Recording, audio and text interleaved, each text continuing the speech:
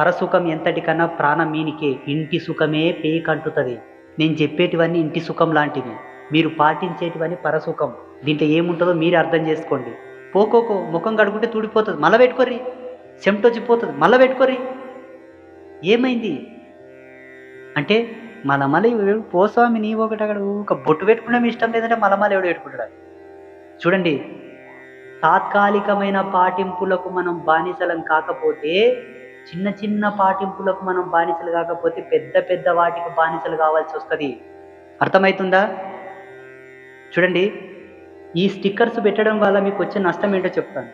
క్రమేపీ మీరు అక్కడ స్టిక్కర్ పెడుతున్నారా, ఆ జిగట పదార్థం మీ చర్మ చక్షువుల లోపల నుంచి ఒక సున్నితమైన ద్రవాన్ని పంపిస్తుంది. అది గుండె ఉభయ కోశంలో మెదడు యొక్క దక్షిణ భాగంలో ఉండేటటువంటి నాడులను బలహీనపరుస్తుంది.